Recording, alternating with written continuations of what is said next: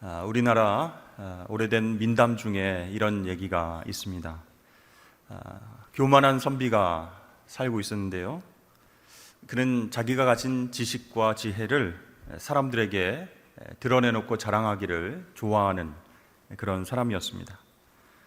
어느 날 이 선비가 한양으로 가서 과거를 보기 위해 길을 나서게 됐습니다. 이 선비가 강 나루터에 도착해서 배를 타게 되었는데요. 그때부터 그 선비가 뱃사공에게 의시디면서 말하기 시작했습니다. 자네 글을 좀 지을 줄 아는가? 글 자체를 제가 몰라서 글을 지을 줄 모릅니다. 그래? 그러면은 세상 사는 맛을 모르겠구만. 그럼 자네는 공자와 맹자의 가르침을 알고 있는가? 그 사람들이 누군지 저는 잘 알지 못합니다. 아이고, 자네는 인간의 도리를 모르고 사는 사람이구만. 그럼 자네는 글을 읽을 줄은 아는가? 아닙니다. 저는 까막눈입니다. 글을 읽을 줄은 모릅니다. 아이고, 세상에나. 자네는 도대체 왜 사는가? 이렇게 얘기를 했습니다. 그때 사공의 배가 암초에 부딪혀서 물이 새기 시작했습니다. 뱃사공은 느긋했지만 선비는 마음이 다급해졌습니다. 이번에는 반대로 사공이 선비에게 물었습니다. 선비님, 헤엄칠 줄 아십니까? 아니, 난 전혀 헤엄을 칠 줄 모르네. 그럼 선비님은 이제 죽은 목숨이나 다름이 없습니다. 여보게, 제발 날 좀 살려주게. 아이고, 선비님은 그 나이까지 뭐하고 살았습니까? 이렇게 얘기를 했다고 합니다. 여러분, 사람이 고난과 위기를 만나면 누구든지 겸손해지게 되어 있습니다.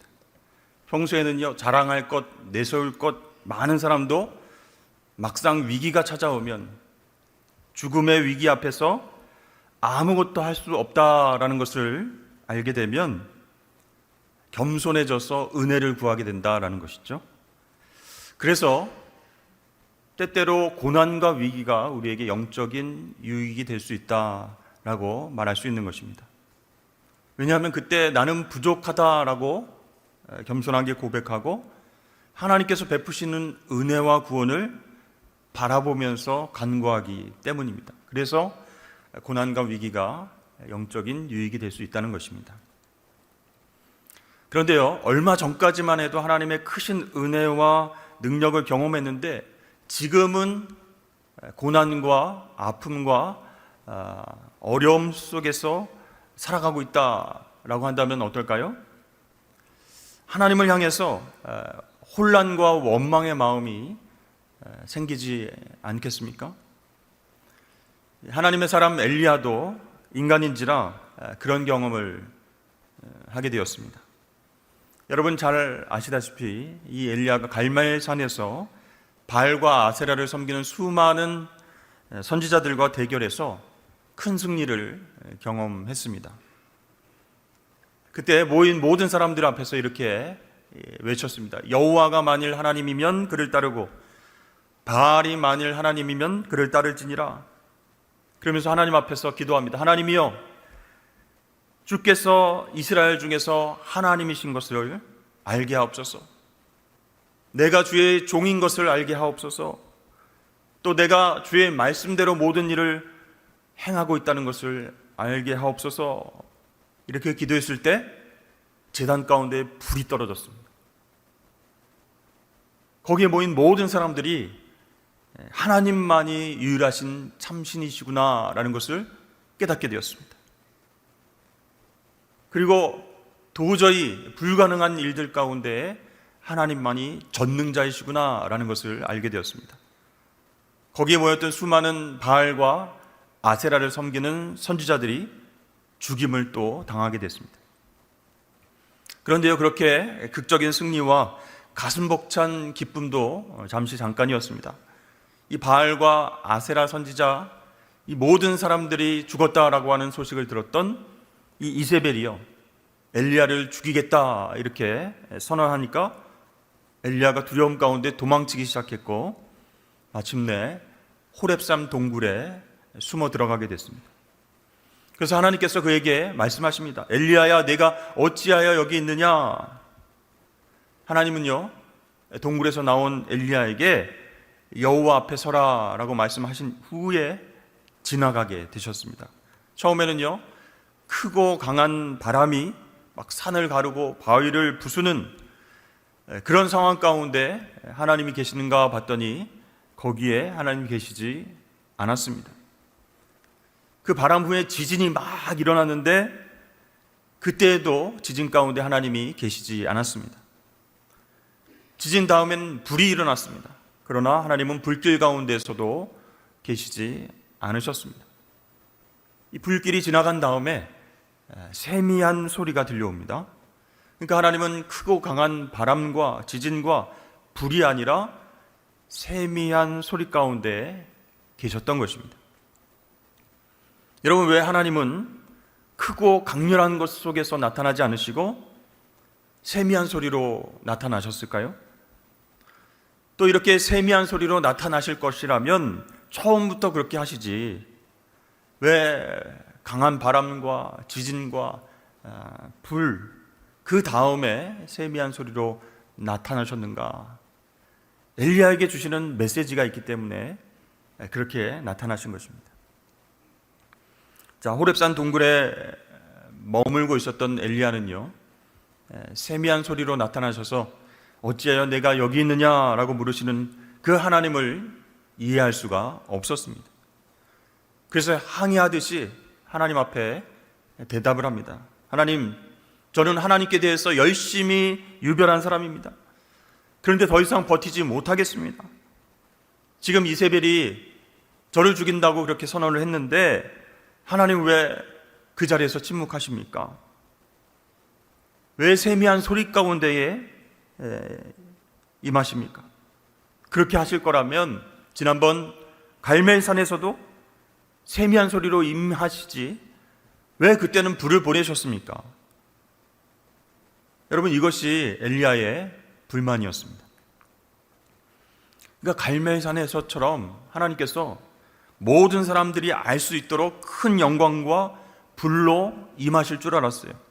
그런 기대를 품고 아합과 이세벨 앞에 섰는데 이 살기등등한 이세벨의 위협의 말을 듣고 그냥 혼비백산에서 호렙산까지 도망치게 된 것입니다.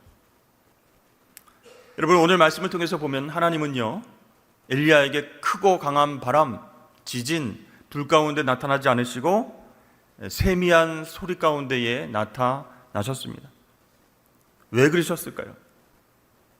여러분, 세미한 소리 가운데에 임하시는 하나님은요, 모두가 알아보고 모두가 깨닫는 방법으로 임재하시는 분이 하나님이 아니시다, 그런 뜻이에요. 들을 귀 있는 자에게 말씀하시는 하나님, 그런 하나님을 보여주신 것입니다. 근데 엘리야는요, 정작 혼란스럽습니다. 그럼 왜 갈멜산에서는 하나님 불로 임하셨는가? 아니, 거기서도 세미한 음성으로 임하셔야지 왜 나를 헷갈리게 하시는가? 아합 왕과 이세벨 앞에서도 하나님 불로 임하셔서 하나님의 권능을 보여주셔야 할 텐데 그들이 더 기세등등하게 나를 죽인다고 하니까 사실 엘리야는 겁에 질려서 도망치게 된 것입니다. 그래서 엘리야는요, 왜 그때 하나님 침묵하셨는가? 그게 불만인 거예요. 여러분, 이것은 엘리야의 불만이면서 동시에 우리의 불만이 될 수 있습니다. 우리가 인생의 흔들리는 배 안에서 고생하고 힘들어할 때에 왜 하나님은 능력 있는 모습과 권세 있는 모습으로 우리를 구해주시지 않으시는가? 그런 불만들이 생길 때도 있습니다. 나름대로 열심히 신앙생활하고 하나님을 위해서 일한 것 같은데 하나님 왜 침묵하시는가? 강하고 큰 바람 가운데, 지진 가운데 불처럼 임하셔서 하나님 살아계신 것을 많은 사람들에게 보여주시고 나를 구원해 주셔야 될 텐데 왜 그렇게 안 하시는가? 열심히 해도 소용없다, 다 부질없다, 이런 생각이 들 때도 있어요. 그래서 그런 상황 가운데 우리의 반응은 두 가지로 나타납니다. 첫 번째 반응은요, 엘리야처럼 도망가는 것입니다. 큰 은혜와 구원을 경험한 갈멜산에서 점점 멀어지는 것이에요. 그래서 아무도 찾을 수 없는 자신만의 동굴로 깊이 들어갑니다. 더 이상 나는 하나님의 도구로 쓰임받을 수 없어 라고 체념하면서 세상 가운데로 나오려고 하지 않습니다. 또 두 번째 반응은요, 세상과 대충 타협하면서 살아가게 되는 것입니다. 어차피 하나님은 당장 불로 심판하시지 않으니까 일단 되는 대로 살아보자. 내가 하고 싶은 대로 좀 살아보자. 이렇게 이야기를 하면서 나중에 회개하면 되지. 하나님은 그때그때 나타나셔서 심판하시지 않을까. 나중에 회개하면 되겠지. 이렇게 세상과 타협하면서 살려고 하는 반응을 보이게 된다는 것입니다. 여러분은 어떤 반응을 보이실 것 같습니다. 제가 아는 한 분이요, 마음이 막 뜨거워져서, 하나님을 향한 마음이 뜨거워져서 신학교에 입학했습니다. 소위 불을 받고 하나님의 부르심에 응답하고자 신학 공부를 시작했죠. 그런데 이제 1년이 지나자 그분이 자퇴를 하는 것입니다.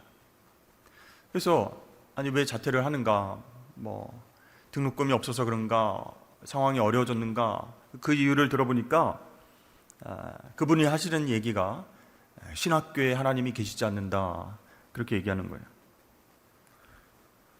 수업을 듣고 실망을 많이 했다는 거예요. 신학교 교수님들이 강의를 하시는데 은혜가 없다, 이렇게 얘기를 하는 거예요.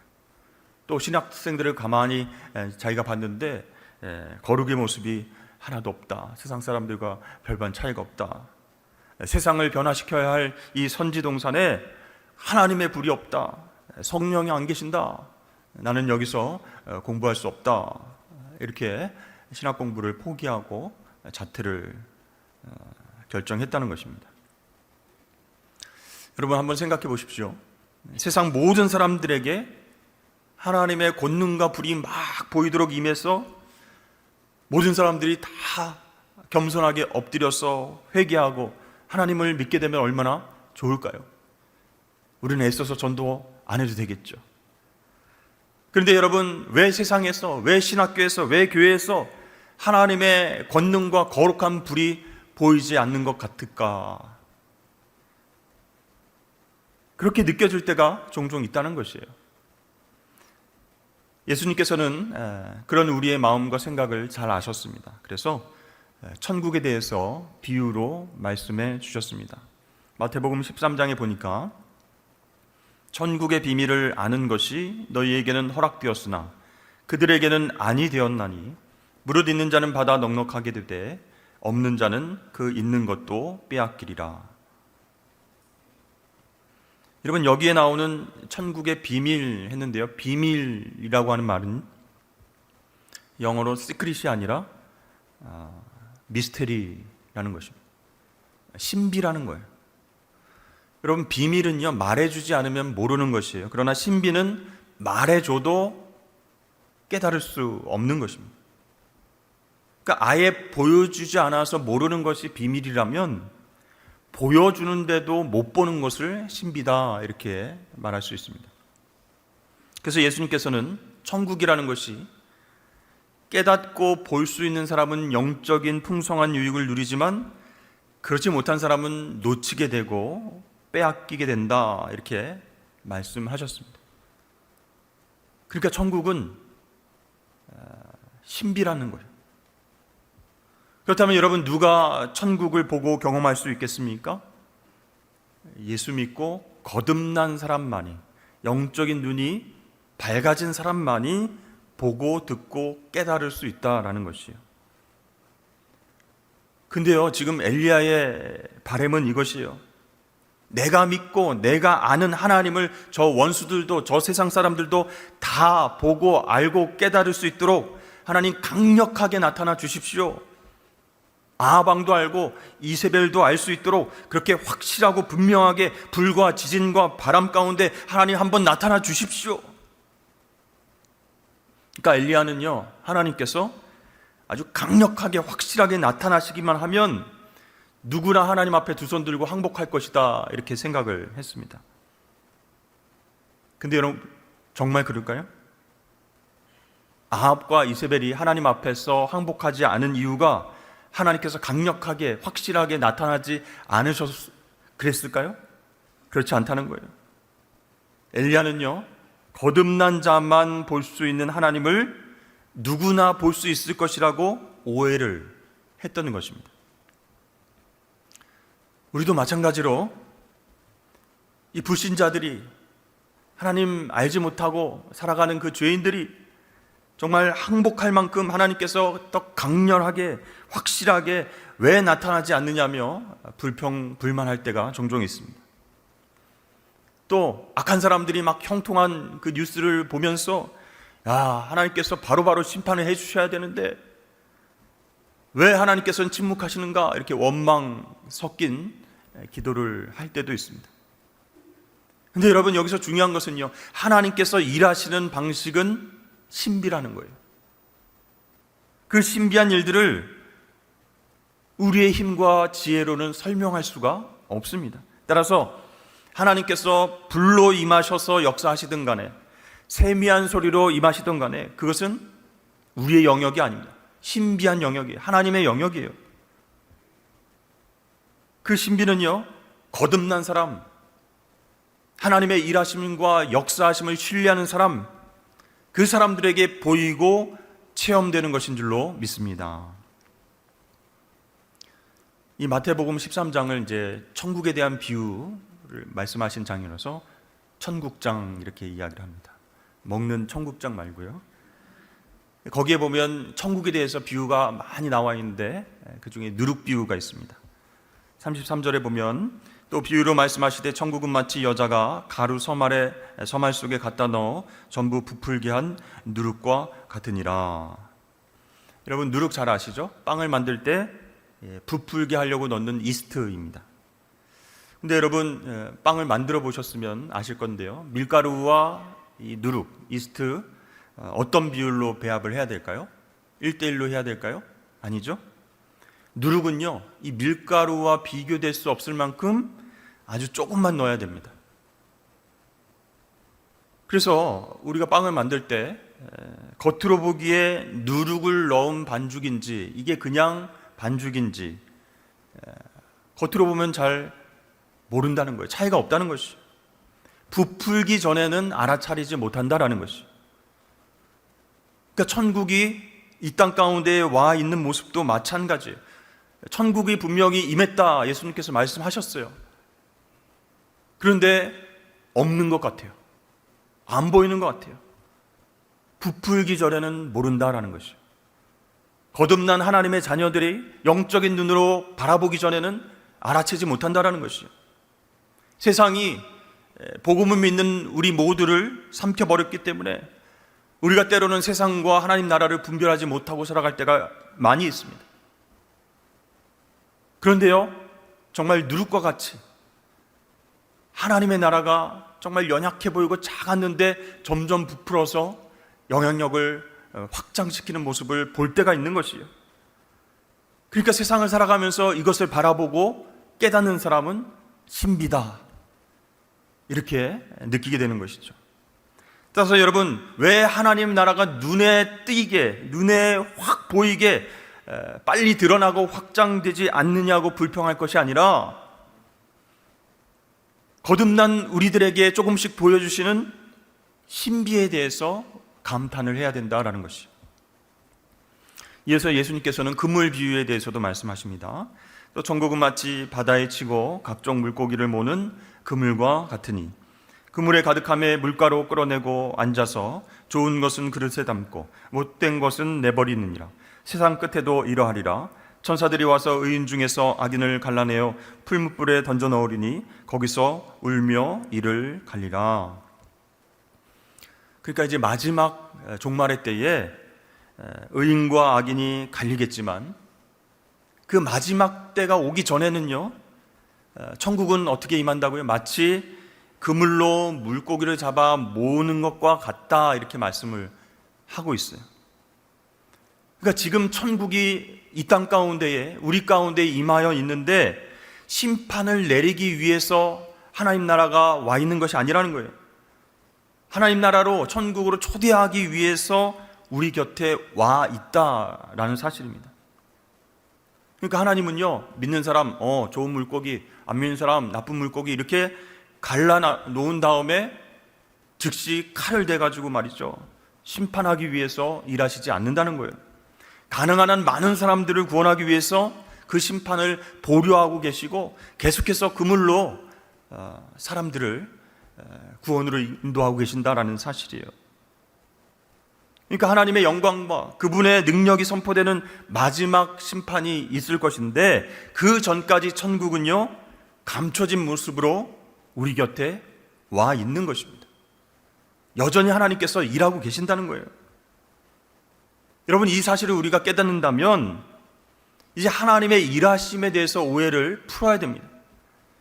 하나님의 일하심에 대해서 섣부른 기대, 오해 이런 것들을 버릴 수 있어야 된다는 것이에요.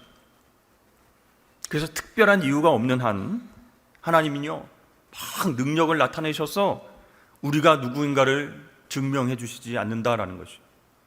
내가 하나님을 위해서 이렇게 많이 일했는데요, 내가 목사인데요, 내가 선교사인데요, 많은 사람들에게 복음 전했는데요, 하나님 놀라운 능력으로 나를 좀 드러내 주시죠. 이렇게 기도해도 하나님 응답하지 않으세요. 사람들을 또 항복시키고 악한 사람들을 심판하기 위해서 하나님이 막 불을 내리시고 큰 권능과 기적으로 그 사람들을 심판하시지 않는다라는 거예요. 그러니까 하나님께서 일하시는 방법에 대해서 우리가 오해하지 말아야 된다라는 거예요. 예수님의 길을 예비하러 온 세례 요한도 자기가 기대한 메시아하고 예수님이 다른 것 같아서 고민을 했습니다. 그러다가 제자들을 통해서 예수님께 질문하게 합니다. 오실 그이가 당신이니까 우리가 다른 일을 기다려야 되겠습니까? 왜 이런 질문을 했을까요? 세례 요한이 생각하기에 예수님이 진짜 메시아라면 이렇게 조용하시면 안 될 텐데, 당시 모든 로마 황제와 그 병사들, 정말 유대인들이 힘들게 했던 사람들, 모든 악한 자들 막 불로 심판하시고 하나님 나라를 막 보여주시고 그러셔야 될 것 같은데 그런 일이 일어나지 않는 거예요. 그러니까 예수님이 메시아인가? 이게 헷갈린 거예요. 자기가 이 땅에 온 목적이 메시아를 소개하기 위해서 왔는데 저분이 메시아인가 아닌가 헷갈리면 안 되잖아요. 그래서 고민되니까 제자들을 보내서 예수님께 직접 질문하도록 한 것이죠. 우리도 비슷한 고민을 할 때가 있습니다. 내가 예수 믿고 구원받아서 하나님 자녀로 살아가고 있는데 내 안에 부활하신 예수님이 역사하시는 것이 맞는가? 성령께서 인도하시면 내가 이렇게 살 수 있는가?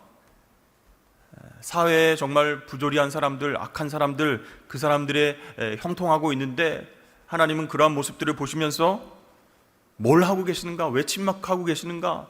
나는 어떻게 기도해야 되는가? 이렇게 의심할 때도 있다라는 것이죠. 메시아이신 예수님께서 이 땅에 오셔서 뭔가를 좀 보여주셔야 될 텐데 큰 권능과 불과 바람과 지진 가운데 뭔가 하나님 나라가 임했다라고 보여주셔야 될 텐데 그런 모습이 없으니까 세례 요한이 헷갈린 거예요. 그때 예수님께서 이렇게 대답하셨습니다. 너희가 가서 보고 들은 것을 요한에게 알려라.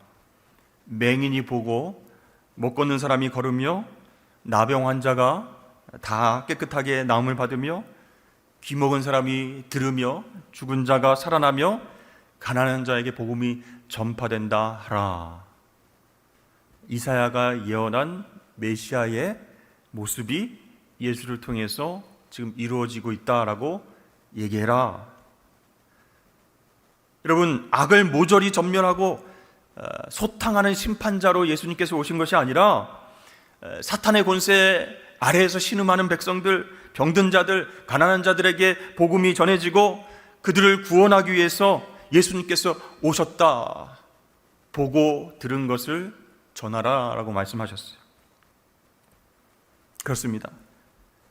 하나님의 일하심은요, 우리의 기대와 소망과는 다르다, 신비의 영역에 있다라는 것을 우리가 깨달아야 된다는 거예요.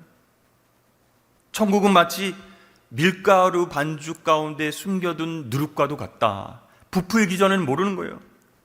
물고기를 낚는 그물과 같다라는 거예요.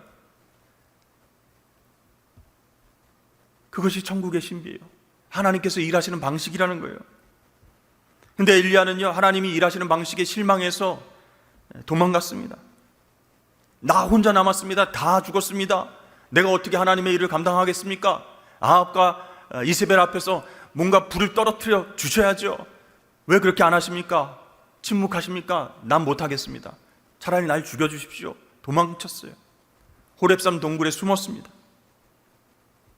그러니까 하나님께서 크고 강한 바람이나 지진이나 불 가운데 임하시지 않고 세미한 소리 가운데 임하시는 것이 불만이었습니다. 집중해서 듣지 않으면 잘 알 수 없는 그 세미한 소리 가운데에 하나님 임하셨어요.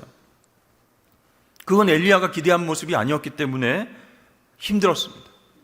그리고 지금까지 열심히 일했던 모든 것들이 허무하게 없어지는 것 같아서 힘들고 억울했어요. 그러나 여러분, 중요한 것은 무엇입니까? 갈멜산에서처럼 불로 임하셔서 승리를 주신 것만이 하나님이 일하시는 증거가 아니다라는 것이에요. 오히려 절망하고 낙심해서 숨어 들어간 그 장소에서 세미한 소리 가운데 나타나신 분이 바로 하나님이시다라는 것을 받아들여야 됩니다. 여러분, 하나님은 갈멜산에서 초월적으로 임하셨습니다. 그리고 호렙산에서는 내재적으로 임하셨어요. 근데 우리는요, 어떤 하나님만을 기대하고 있어요? 초월적으로 임하시는 하나님, 불과 지진과 강한 바람 가운데에 나타나시는 하나님만 기대할 때가 있어요. 그렇게 되면요, 우리는 빨리 실망하게 돼요. 예수 믿고 내가 큰 기적을 경험할 줄 알았는데 아무 일도 안 일어나네. 실망해서 교회를 떠나는 사람들도 있습니다. 그러므로 여러분, 우리는 기적과 큰 불 가운데 임하시는 하나님만을 기대할 것이 아니라 우리 일상 가운데 조용하고 세미하게 말씀하시는 하나님을 의지하고 그분을 만나야 할 줄로 믿습니다. 그래야 우리가 하나님과 교제할 수 있어요. 하나님이 인격이신 것을 깨닫게 된다는 거예요. 그래야 하나님을 알아가게 되고 하나님을 닮게 된다는 것이에요. 오늘 엘리야를 지켜보면서 우리의 신앙생활 한번 생각해 보았으면 좋겠습니다. 나는 하나님 믿으면서 얼마나 많이 크고 놀라운 증거와 기적만을 기대하고 있었는가. 하나님과의 인격적인 교제는 하나도 없이, 그분 앞에 기도하고 그분의 말씀을 묵상하고 이러한 교제는 하나도 없이 하나님 큰 한방 좀 보여주십시오. 이런 기적과 사건으로 뭔가 변화를 기대하지는 않으셨습니까? 여러분, 하나님은 말씀하시는 하나님이십니다. 그것도 세미하게 다가오시는 인격적인 분이십니다. 큰 기적과 사건이 세상 가운데 폭발적으로 드러나야만 하나님이 일하시는 것이 아니라는 거예요. 소소한 일상 속에서 하나님 말씀에 집중하고 하나님 말씀에 순종할 때 우리 가운데 임하시는, 세상 가운데 임하시는 하나님의 신비, 천국의 신비를 경험할 수 있게 되는 것입니다. 여러분, 우리가 하나님 믿을 때 잘 믿어야 되겠죠. 오해하지 말아야 되겠죠. 하나님이 어떤 분이신가? 여러분, 세미한 음성 가운데, 말씀 가운데 임하시는 하나님을 경험하시고 승리하시길 주의 이름으로 축복합니다.